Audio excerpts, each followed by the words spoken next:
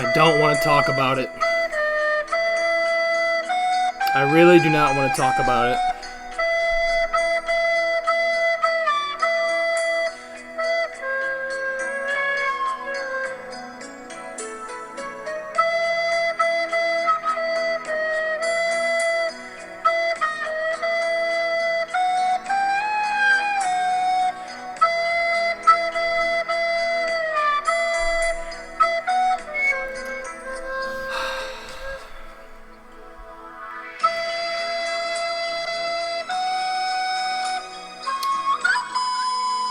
Yes, indeed.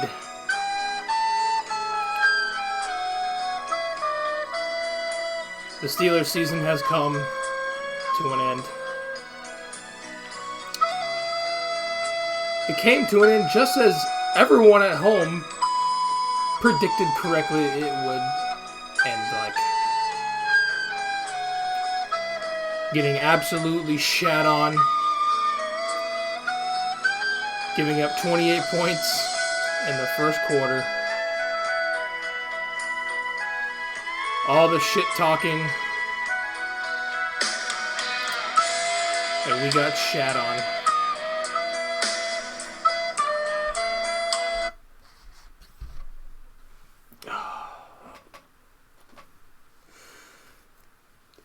Oh, man. Oh, man.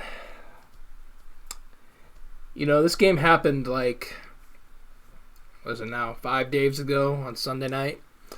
And I'm still can't put words to it, you know? Just can't. It's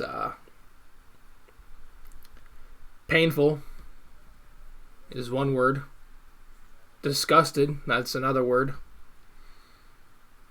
Gutted, there's another feeling. Dismantled. Any word that you can think of to describe the way that I feel, that's how I'm feeling. But the show must go on with the cast of characters that I wish we could have been a part of, but I guess we have to move on. Ladies and gentlemen, welcome to episode number 8 of the Stealing Your Time podcast here on YouTube, Spotify, and SoundCloud. It's your boy, Sean. How is everyone doing today on this fine Saturday morning? If you're listening on Spotify or SoundCloud, this won't be up until probably Sunday-ish for YouTube, so sorry, YouTube. Anyways, hopefully you guys have had a great week. Hopefully it's been a better week for you than me because it was a week. It was a week for sure. A lot went down last weekend that we're going to be talking about, obviously, in good length. And we're also going to be talking about everything going down here beginning today, actually, with the divisional round of the NFL playoffs. As you guys can tell, I sound very, very sad. And that is because, and we're just going to go ahead and we're going to talk about it right now. That is because the Pittsburgh Steelers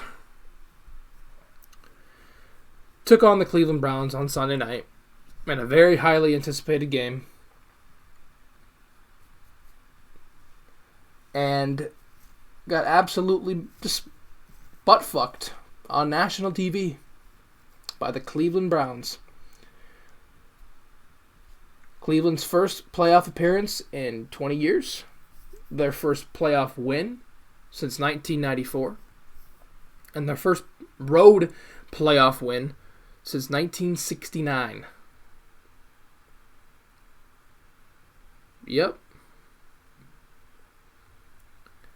We had just played them week prior, week 17. We'd obviously rested a few guys because we already had the division locked up, and we couldn't really advance. We could have advanced up to the 2 seed, but we were pretty much set in stone, locked into the 3 seed. But ultimately, that shit did not matter. That shit did not matter. And the Steelers got clapped in one of the most embarrassing ways possible. It was one of the hardest games that I've ever had to watch. Of any game of football I've ever watched. That was probably the single most hardest game to get through. Right from the get-go, very first play of the game, Pouncey airmails the snap. Big Ben, James Conner are like chickens with their head cut off. They don't know what to do. They don't get on the ball. And the Browns recover for a touchdown. And really, it just did not get better from there. It started to actually get maybe a little bit better towards the end of the third quarter, where we were down. I think we were down. We cut it to a 5-point game. We had cut it to 35-30, I believe. We had all the momentum in our favor. Cleveland had been kind of relaxing on defense. They really were not trying because they didn't have to. They had such a fucking huge lead, 28-0 lead at halftime or at the end of the first quarter. Yeah, of course they're just gonna be chilling. Of course they're not gonna do shit. Like, of course they're gonna be relaxed. Of course they're just gonna let Pittsburgh go on the field because guess what? They can. But anyways, back to the end of the third quarter. We had all the momentum. We had the ball. We had a chance to... I think we had a chance to cut it to a 5-point game. I don't think it was 35-30. I don't think we ever got that close. But we had a chance. We had all the momentum. We had a 4th and 1 just around midfield. And this is where I honestly thought this is where the game ended. Was a 4th down and 1. I believe it was the very first play of the fourth quarter. And we punted the ball. Yep, we punted the ball right back to them, and then they took the ball. Baker Mayfield marched right down the field. And that was it. All the momentum that we had built up throughout the second and third quarter all got squashed away by deciding to punt on 4th and 1 when we had the momentum. That is where I honestly thought we lost the game. Now, watching the first quarter was a different story. Because I was like, oh my god, is this actually happening? That's what I was asking myself over and over and over and over and over. Is this actually happening right now? Is what I am seeing on my television screen in front of me, is this happening, or is this a simulation of some sort? Is this a virtual reality? Is this fake? What is this? What am I watching? Am I watching the team that started 11-0? Very much stumbled towards the end of the year, but started 11-0. Lay an egg before my very eyes at home against the Browns.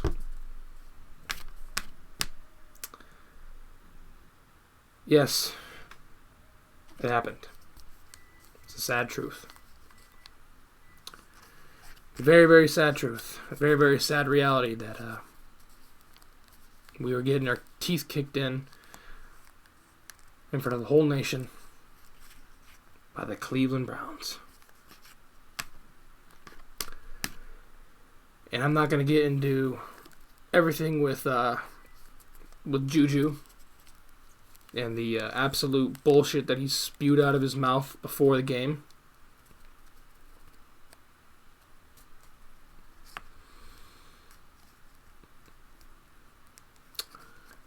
Juju is down bad, boys. He is down bad. After talking all that shit and this, yeah. Now we're just turned into a meme. Now we're just memes.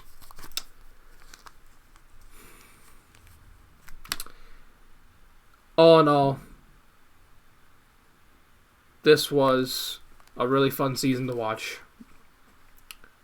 It was fun going 11-0, having aspirations of potentially getting the 7th ring.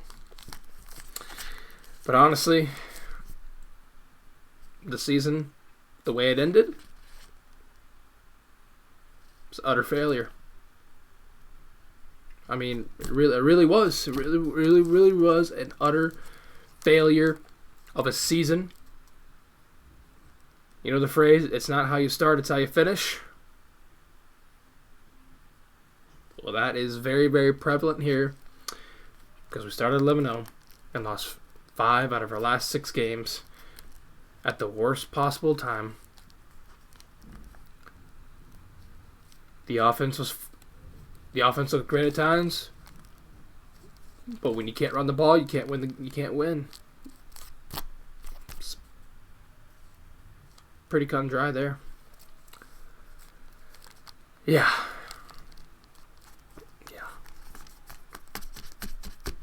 It really sucks. It really sucks. I really wish we could have made a deep run this postseason. We had the tools, both sides of the ball, especially on defense. Obviously, the defense is a perennial top-tier defense in the league, year in and year out. The Bud Dupree injury, I don't want to say that deflated the defense at all, but made it easier for offensive lines to block TJ Watt because they would just roll the protection towards him, and then they wouldn't have to worry about Hayward and Tuitt at all, really. But yeah, man, it's just all in all extremely disappointing. Extremely disappointing way to end the year. After such an amazing start, I was so excited. I was just so excited for the playoffs, and then they came, and we just didn't come ready, didn't come prepared to play at all whatsoever against a Browns team who did, quite frankly. They really did. And shit, they didn't even have they had one of their best offensive linemen out. They had their 2 best corners out, and Kevin Stefanski, their head coach, had COVID as well, so he couldn't coach. Like, what? There's no excuses. There's just none. There is none. We very easily should have and could have won that game, but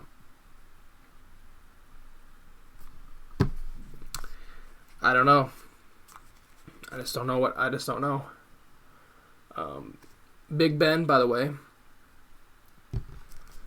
probably going to have the most forgettable 500-yard passing game of all time because, yes, he passed for 500 yards in that game. 502 yards to be exact. But it was just a ghosted stat at the end of the day because we were trailing by 4 touchdowns. Of course we're going to have to pass the ball every single play. And Cleveland's playing off coverage every play. We were able to just find 15, 20-yard pockets and in the zone or man or whatever they were playing. So, but good game to the Browns. I'm just glad this wasn't the Ravens that did this to us. Otherwise, I'd probably be... I don't even know if I'd be here doing this podcast this week if the Ravens did this to us, if they took a shit all over us like the Browns did. But, you know, the Browns, they did it. They made the playoffs. They're moving on to the divisional round, their first playoff win since '94 when Bill Belichick was their head coach. How funny is that? How hilarious is that, really? But yeah, congrats to them. Hopefully they can go deep. Hopefully they can go deep in the playoffs. So, now we're going to transition into talking about the other games here really quickly during Super Wild Card Weekend. The first game was the Bills and the Colts, and just give me 1 second here. I'm going to pull up ESPN really quick.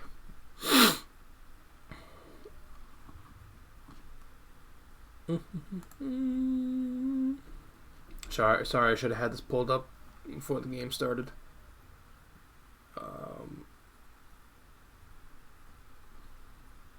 Or before the game. Before the podcast started. Alright, here we go.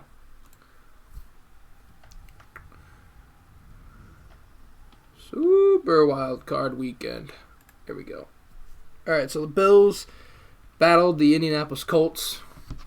I did not watch this game. I only saw a little bit of it on my phone, Twitter clips and whatnot. But the Bills came out on top 27-24.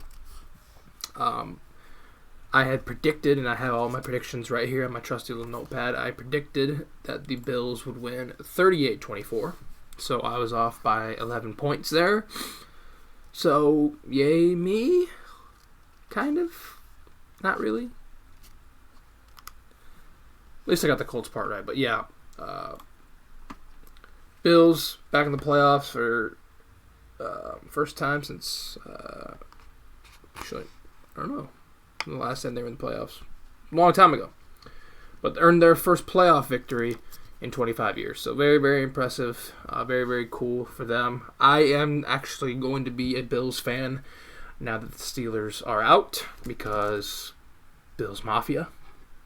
Because the Bills have had so much heartbreak in the playoffs before in the past, especially with the 4 back-to-back Super Bowl losses.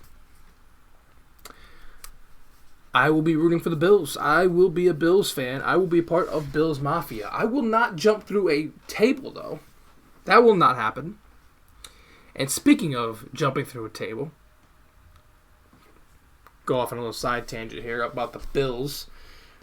For those of you that did not know, Bills Mafia, their trademark of their wild and insane fan base is jumping off of either like a top of a car or a motorhome of some sort and jumping through a pong table.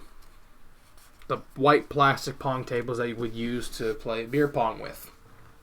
That's their trademark. That's what they just love to do. And I don't know why. I don't know how it got started. But it has turned into a national and, frankly, a world delight to see Bills fans jumping through tables at their own leisure. There was a video that surfaced shortly after the game between the Bills and the Colts on Saturday of a rowdy Bills Mafia fan jumping through a table. Now, this gentleman, he looked like he was older, but this gentleman, let's just say the tables before had always gotten the worst end of it, right? The humans always get the leg up over the tables. Well, let's just say this time around, the table finally fought back and finally won. Because what this man did was he dove off the top, I think it was some sort of like camper of some sort. I don't remember what it was off the top of my head, but he jumped off the top of this thing feet first through the table. And you could see you could very, very visually see something extremely wrong what happened with his leg. We definitely see some snappage, some limbs flailing around because he definitely compound fractured something. Now, I'm going to go into his shoes for 1 second, all right? I'm going to be in this guy's shoes. How would I approach jumping through one of these tables? First of all, there would be no chance in hell I would jump through the fucking table feet first. Because you risk exactly what I just said, exactly the injury that could happen. You could literally snap your legs in half. Like, what?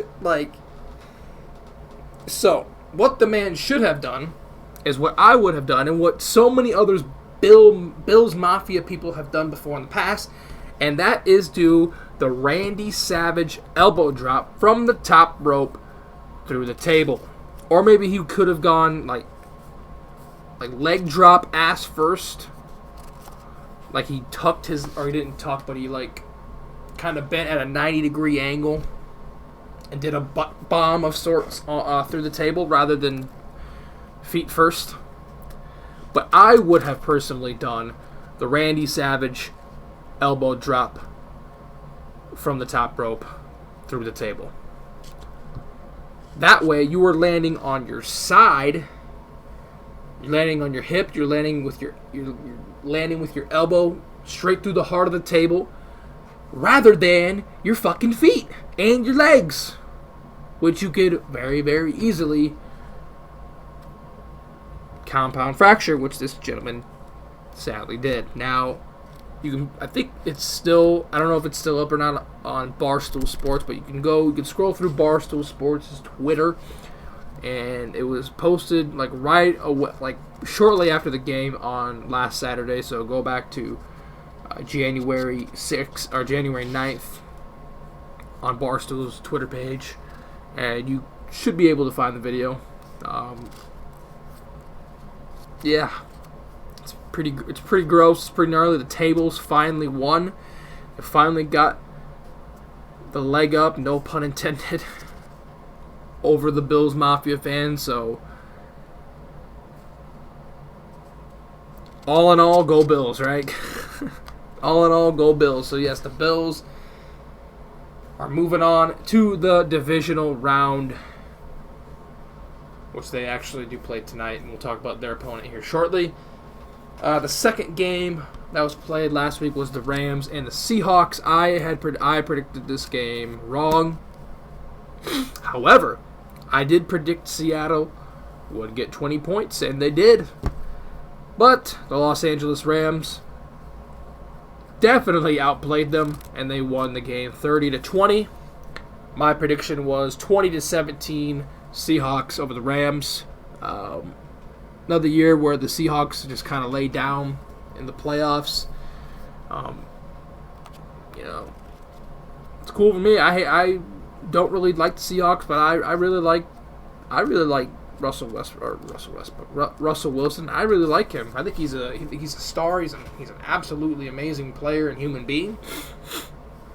But I don't know. Just as of late, he has not been able to get the job done in the playoffs. So, the Rams' defense is on another level as well. Their defense is obviously still one of the best in the league, and they pretty much physically dominated the Seahawks that entire game. And the Rams get the better of the NFC West champion Seahawks. So, good on them.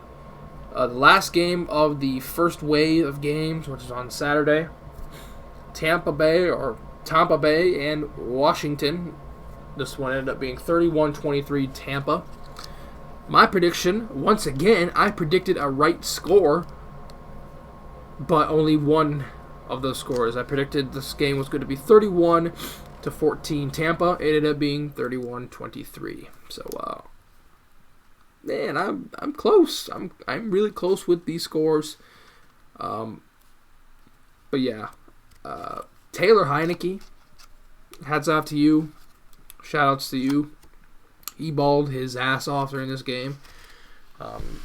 Played extraordinarily well, and I think Washington can finally build around him rather than, building around Alex Smith, who is probably not for long anymore in football after, his horrific injury and his comeback to football and then getting hurt a little bit again this year. I think he'll probably going to be stepping away from football. I would guess maybe after this year. I don't know.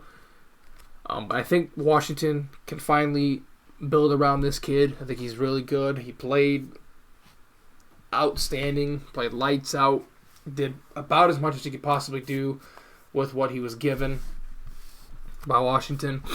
But Buccaneers are starting to heat things up for sure there in Tampa. They're looking nice. Buccaneers are looking really nice. So they got the job done there.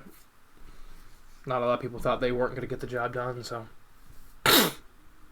those were the first three games of the weekend. Now we move over to the, we already talked about Browns and Steelers and how depressing of a game that shit was, so we're going to skip over that one.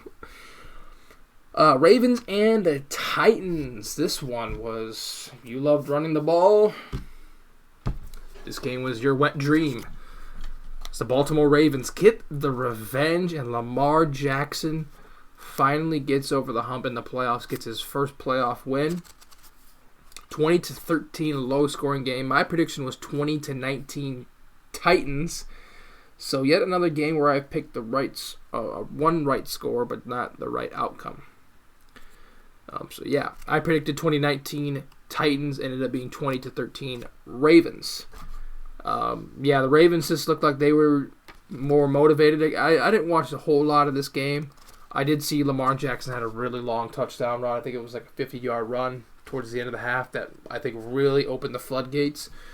And the Ravens, these two teams, the Ravens had their season ended by Tennessee last year. They got beat by the Titans again this past year in Baltimore. And now they have to go. Now they go to Tennessee, and they beat them down. They got their revenge. They got their revenge over Derrick Henry, who didn't show up for some reason. I don't know. Maybe he's gassed. Maybe he's burnt out. I don't know what happened, but Tennessee just fell flat on their face. I honestly thought they could have made another run similarly as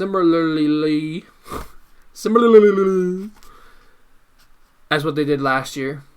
Almost make it to the Super Bowl, but they might have been slightly overlooked. I should say the Ravens might have been slightly overlooked. The Titans were pretty overrated. I shouldn't be talking. But yes, the Ravens got the job done. They went out after the game, stomped all over, maybe the game was still going on, but they stomped all over that Titans logo, got their revenge from not only their season-ending game last year when they were the number 1 seed in Baltimore. Tennessee went in there, whipped on them, beat them. Then they beat them again this year, but now the Ravens get the last laugh here. And they're moving on to the divisional round of the playoffs. And then the Bears and the Saints, and ladies and gentlemen, definitely the most boring game of the weekend for sure. Definitely. 21-9, the Saints got the job done. The Bears scored a garbage time, literally last-second touchdown to get 9 points on the board, so congrats to you. My prediction was 35-17 Bears, so this game nowhere near what I predicted. It's way less scoring. But the big story about this game was that it was on Nickelodeon, that they simulcasted it on CBS for the boomers and for people like me who like to hear Jim Nantz and Tony Romo. And then they had it for the degenerates as well on Nickelodeon. I'm sure you've seen some clips over the last several days of some of the crazy shit that they did to tie in Nickelodeon during the broadcast. The slime zone when I believe the Saints scored. The animated slime in the end zone was just top-notch. A1, that was just brilliant. That was absolutely brilliant production right there by Nickelodeon. Tying in a lot of children-targeted shows to these players was really cool as well. Once again, there is a very succinct reason why this game and why the NFL partnered with Nickelodeon for this game is because, guess what? They're trying to pull in that younger demographic, the very young kids, to try to get them to play football when they are in middle school and high school. And I think if some little kid caught a glimpse of this game, I'm sure he is definitely hooked. I'm sure he's definitely hooked to football because of the way they presented it. Now, like I said, I watched the boomer version of it on CBS. I watched the boomer version of it on CBS. We were trying to find the game on Nickelodeon. Couldn't find it, sadly. Sadly, I wanted to watch some of it on Nickelodeon. I'm sure I could have watched some, pirated version of it, but a little bit sus, I would say. But anyways, that was really cool to see. Never would have imagined seeing a game where they tie in Nickelodeon and they make it like pretty much tailored towards 5 to 10-year-old kids. That was very, very cool, very, very interesting. I think an all in all got really good reception and a really good feedback from a lot of people as well. Very, very sadly though, one of the Bears players, I believe it was Cordero Patterson, was picked up on the live mic by one of the refs saying, "What the fuck?" I'm sure that did not sit well with Nickelodeon. I'm sure that really did not sit well with their stockholders and their investors and everyone that's a part of the higher ups at Nickelodeon. I'm sure that was a risk they were willing to take. There's probably going to be some sort of cursing, which is very, very, very common amongst NFL athletes and any athlete in general and any person really in general that's of the age of like 25 to 35 years old who play in the NFL. So I don't know. I don't think Nickelodeon can be too upset about that because that is an inherent risk that they had to face and had to take on. So I guess they really can't complain about it. And I'm not really complaining on it, but it's just very interesting, very interesting. They could have maybe cut out the live mic on the Nickelodeon version. I don't know how they could have prevented it from happening in such a quick manner, but I just thought that was very interesting. It's probably the first ever F-bomb laid on Nickelodeon. And of course it's had to be courtesy of the NFL, the No Fun League. So there it is. Bears and Saints. They probably should have picked a different game to be featured. Maybe they should have picked the Steelers game to be on Nickelodeon because that game was very high scoring, but for all the wrong reasons. So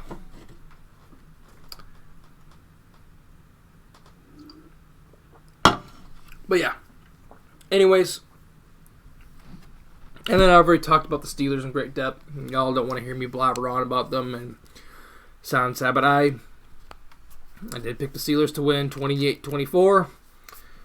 It was 48-37 Browns. So, yeah. Yep. Alrighty, now we are going to move on and talk about the matchups that are going down starting this evening. The NFC and AFC divisional round playoffs begin. We are down to the Elite Eight of sorts, the Final Four in each conference. These 8 teams are now 2 wins away from getting to their destiny, getting to play for a chance to win the Lombardi Trophy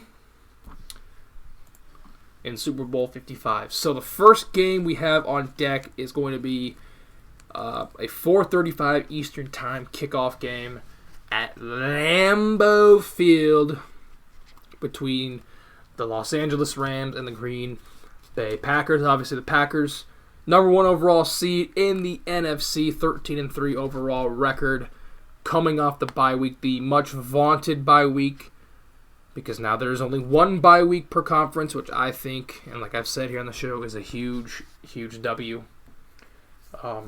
So the Packers got the benefit of resting last week, resting everyone and getting prepared for the Los Angeles Rams. First and foremost, all 4 of these games here this weekend are going to be phenomenal. I mean, that's everyone's been saying that as well, that these games are going to be great. Not going to be surprised at all. These games are all really, really good because they, on paper, look like they're going to be very, very good. So Rams and Packers will kick things off later on today, 4:35 p.m. Eastern Time, 3:35 here in the Midwest, against the Rams. Obviously, the Packers coming off of another really, really good season. Last year they went 13-3, but this year it felt like they were a way different 13-3 team, a way more dominant 13-3 team. Obviously, Aaron Rodgers is going to be the MVP of the league, and it's not going to be close. Just had himself one of his best seasons of all time, and getting to listen to Aaron Rodgers on the Pat McAfee show. He goes on that show every single Tuesday. Getting to hear him talk, and just talk about whatever, and mostly talk about a lot of what he does on the field is really, really cool. So it's really, really cool to see that he is, playing at such an extremely high level, playing obviously MVP caliber ball when he's 36 years old.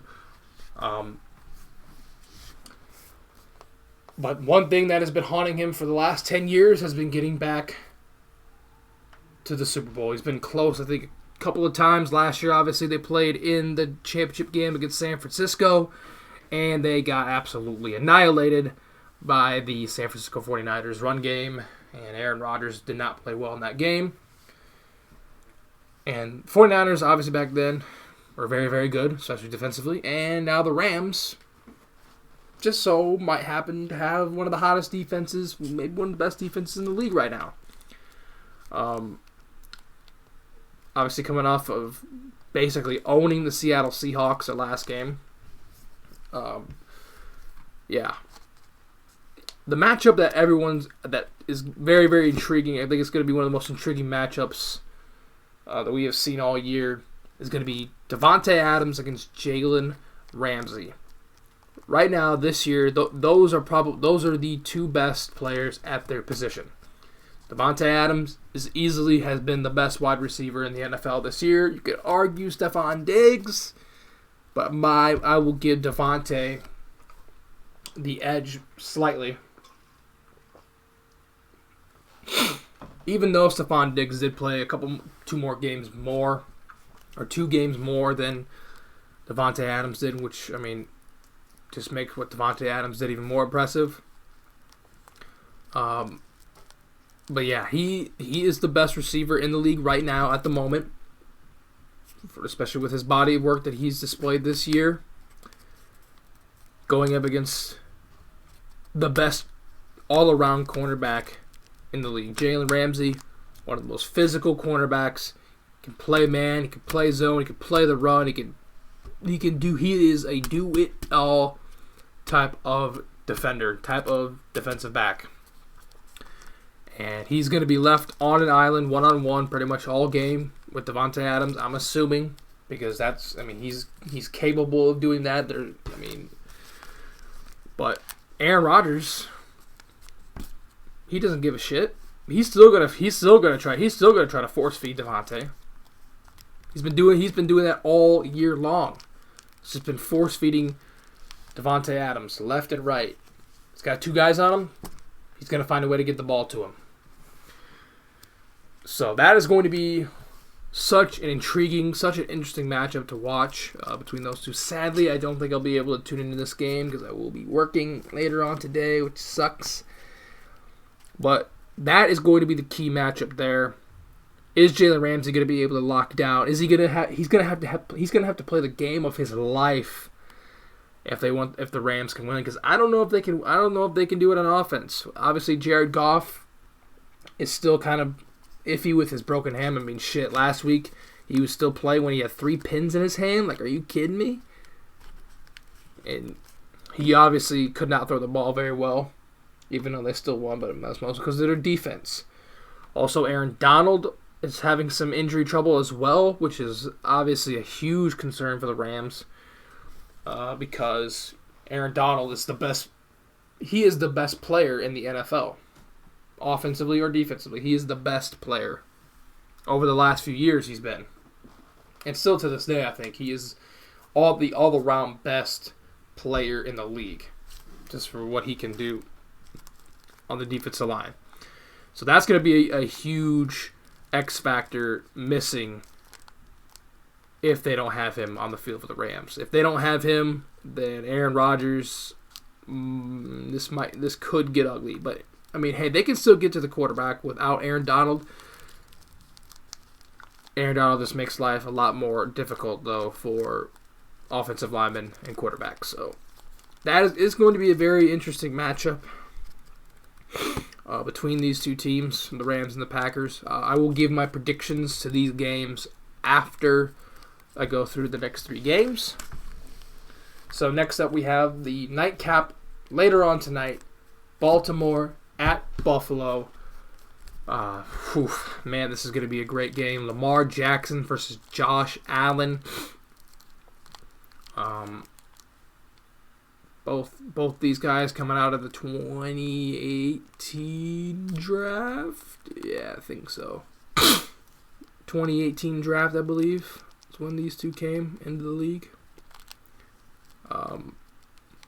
Bills, like I said, coming off of their first playoff victory since 1995. Ravens finally getting Lamar Jackson a win in the playoffs as well. Both teams are scorching hot right now. Both teams are playing with a lot of momentum, and one of those teams, one of their momentum has to come to an end. Personally, for me, I hope the Bills win by 100 because I despise the Ravens with every bit of might in my soul. Being a Pittsburgh Steelers fan, you're obligated to hate the Ravens. But this is going to be a very, very good game. It's going to come down to a couple of things, I think. Will the Ravens be able to control the line of scrimmage well against a very good Buffalo defense? Buffalo's defense they are no slouches. They are one of the best defensive teams in the league. And the AFC as well. I mean, they are a very, very stout defense. And will the Bills be able to get their paws around Lamar Jackson? Will they be able to get him? Will they be able to slow him down? Now it is in Buffalo, this game, and I don't know if the weather's going to play a factor, but if it does, then the Bills are looking like they might. The Bills are looking a lot more favorable in this game. Honestly, this game's really gonna go either way. It's gonna be a phenomenal game. It really is. Once again, predictions will come shortly. Now we move to the Sunday games. First game up is the aforementioned Cleveland Browns, who just took a shit over the Steelers, taking on the number 1 seed in the AFC and in all of football, the best record all year, 14-2, Kansas City. The Kansas City Chiefs. It is Baker Mayfield versus Patrick Mahomes. Their first matchup, first meeting, I believe, it's their first meeting in the playoffs, obviously. I think they've played each other in the regular. They've had to have played each other in the regular season a couple times now, I think. Pretty sure.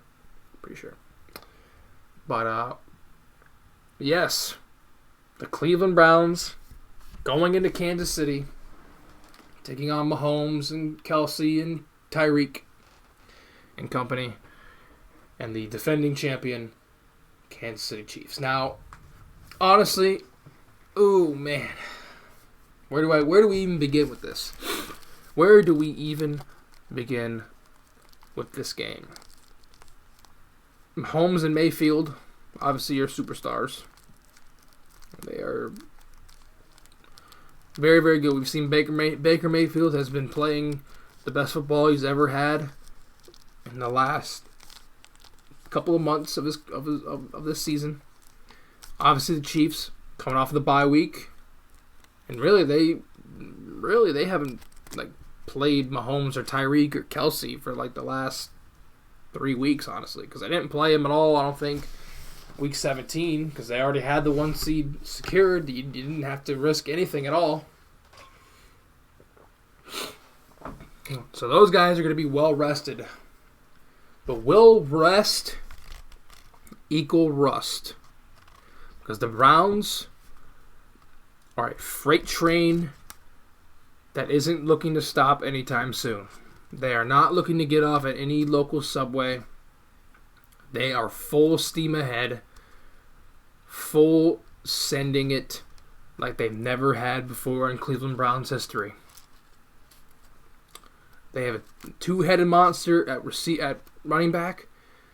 They've got really good weapons at receiver. They got a good. Their offensive line is the best in the league this year, easily. And they've got a solid defense.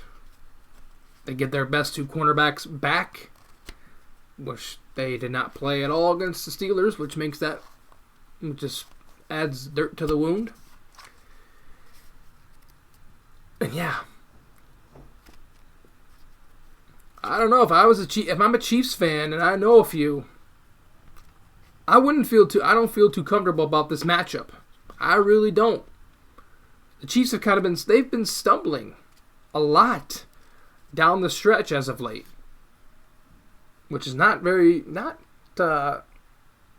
exactly what you want to see, right?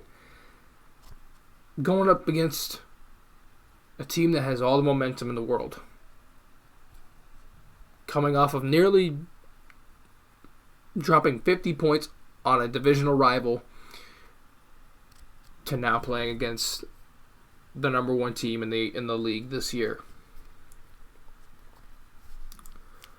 Man, oh man, that is going to be difficult. Very, very difficult to predict. Very, very difficult to predict. And then we come to the final game of the weekend, which will be tomorrow night around 4 o'clock, around almost 5 o'clock here, Central Standard Time. What am I talking? Almost 6 o'clock Central Time. Oh, excuse me. And that is a rematch. The third meeting of the year between these two NFC South foes. Tom Brady and the Tampa Bay Buccaneers going up against Drew Brees and the New Orleans Saints. Oh boy. Brees and Brady in the playoffs. The story writes itself. Drew Brees trying to lead this Saints team to one last ride, because many people are writing this off as it's going to be his swan song year. He is going to be done after this year. And quite honestly, he probably should be done because he is jeopardizing his health for sure. On the flip side, though, the 43-year-old GOAT might be playing some of his best ball as of late. Obviously, getting the big win last week on the road over Washington was big, and now they continue the road journey down in New Orleans. Now, like I said, and for those of you who follow the New Orleans Saints very well, you know that if COVID was not a thing, I don't think the Bucs would stand a chance. Because the fans and the fans in that stadium just go apeshit. The atmosphere is as loud as you can possibly imagine it. It is the most hostile environment in the NFL. But that is not the case, obviously. So that helps the Buccaneers' case a little bit. The Saints did not look all that well against the Chicago Bears. Chicago does have a solid defense. I don't know. I just didn't think they were that impressive. Maybe they were kind of overlooking the Bears and were like, all right, yeah, this is probably going to be a cakewalk, boys. Let's just put the game plan together and go out and win because they already beat the Bears earlier on in the year. Maybe they just didn't. I don't know. It was just they just did not look overly impressive to me. So now, Tom Brady, who got shellacked twice by the Saints, because this is Tom Brady's worst matchup nightmare, right? The Saints can get after the quarterback. About as good as any defensive line can in this league. I believe they led the league in sacks, actually. Don't quote me on that.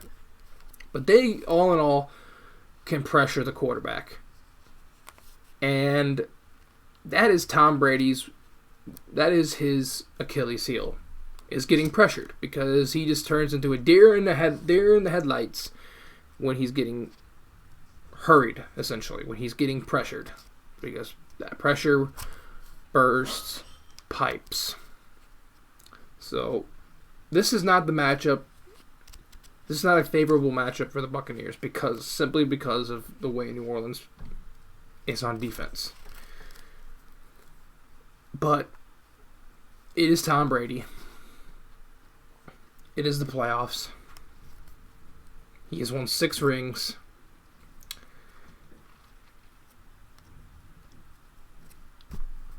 I don't know, man.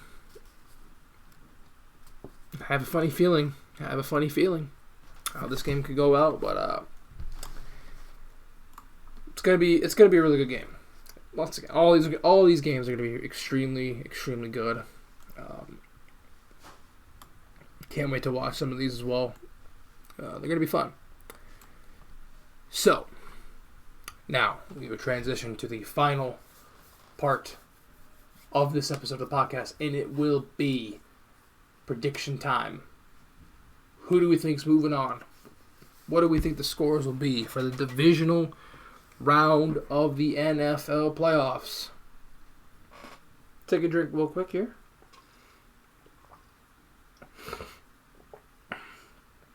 Hopefully you guys have been enjoying this episode of the podcast, episode number 8. Going strong. Episode number 9 will be, of course, the following Saturday, next week. Right back here on Spotify, SoundCloud, and YouTube. And we're probably going to be still talking about the playoffs, because that is what is going on. Especially that is taking up, my attention span is the NFL playoffs. So, here we go. Now, these games are all different. They're all different from what I predicted. What I predicted would be the matches would be Chiefs-Titans, Bills-Steelers, Green Bay and Tampa Bay, and then Seattle-New Orleans. Got all those wrong. Got all of those wrong, man. So, whatever I predict here is probably not going to be very good, honestly. It could very easily be very wrong because of what we predicted last week. So, Rams and the Packers in Green Bay at Lambeau Field in January. Green Bay, best record in the NFC, going up against the Rams.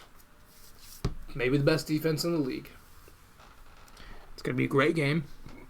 It's going to be a phenomenal game. Don't know if it's going to be a very high-scoring game. The weather starts to become an issue up there, then it's probably going to be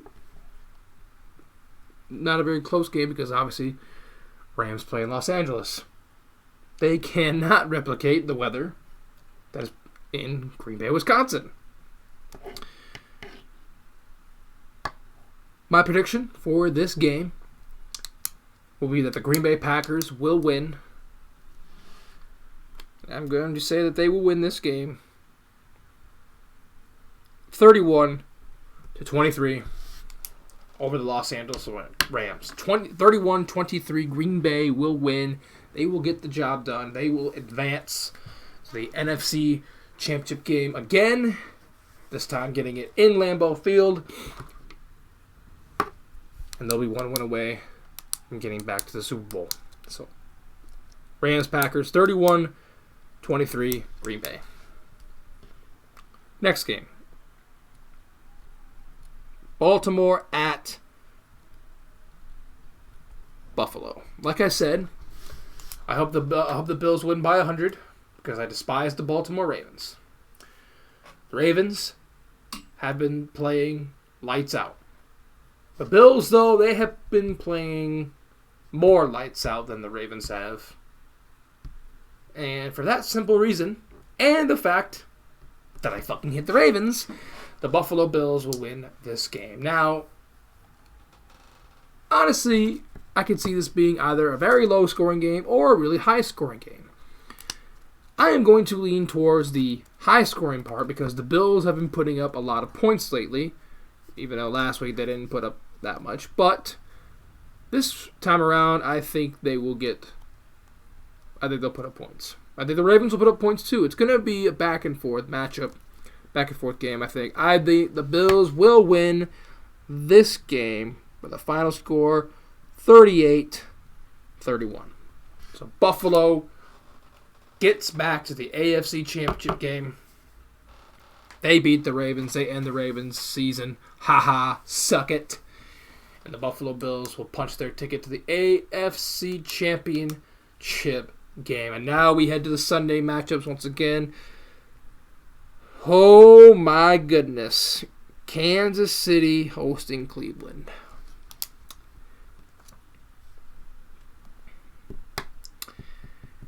Do I predict the upset? Will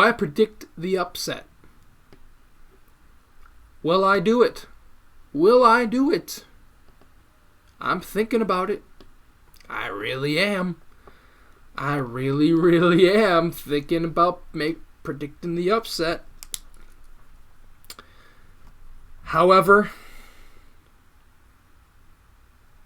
although Cleveland has had all the momentum in the world, I don't know. I don't think they'll be able to slow down the lightning quick offense that Kansas City produces. I think Mahomes and Andy Reid and company, they will figure their shit out. And I think they're going to get the job done. But it's going to be an extremely close game. I think the Browns are going to keep this as competitive as they can possibly be. If they pull off the upset, I will not be surprised. Alright? I will not be surprised. And honestly, I don't know if anyone would be surprised, especially the way that they have been playing, going up against a team that has had rest the last, essentially, 3 weeks.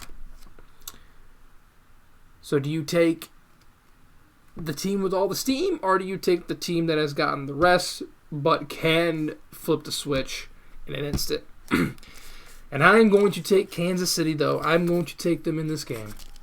They are going to win 28. Bless me. 28-27 over the Cleveland Browns. 28-27. I think the Browns will come up 1 point short of Mahomes and company. But the Chiefs will get back to the AFC title game.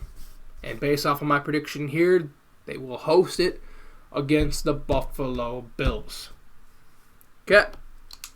Now, final game of the weekend, the final prediction here of the podcast.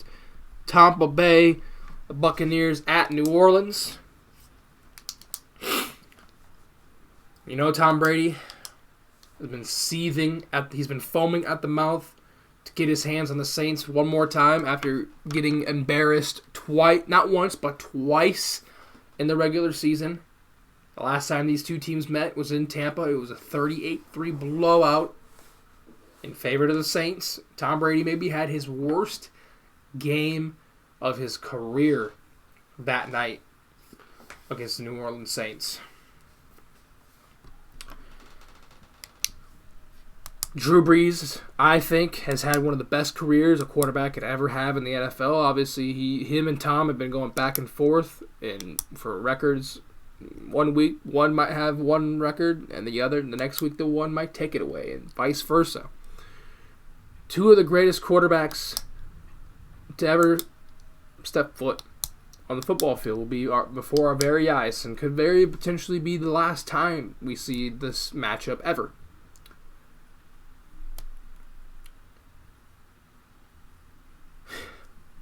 It's going to be a great game. It's not going to be 38-3. It is going to be a little bit different. My prediction for this game will be that Tom Brady and the Tampa Bay Buccaneers will march to the Superdome. They will march to New Orleans, and they will get their revenge on Drew Brees and the New Orleans Saints. Final score of this game,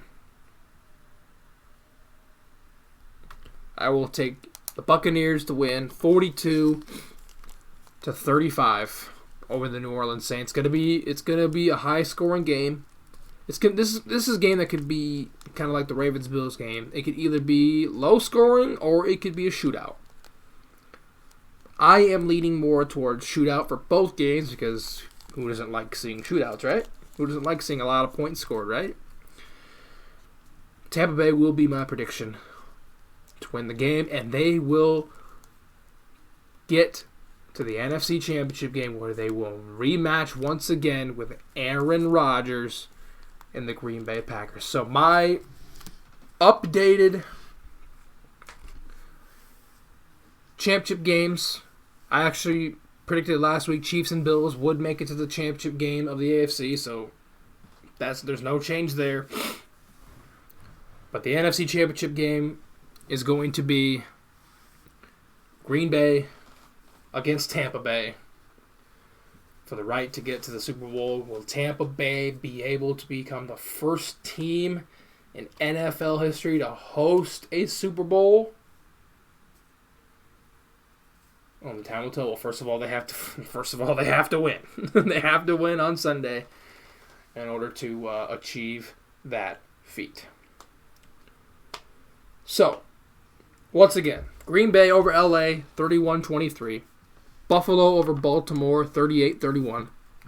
Kansas City over Cleveland, 28-27. And Tampa Bay over New Orleans, 42-35 are my official predictions for this week's games. They are all going to be in really, really good games. I cannot wait to watch some of these games.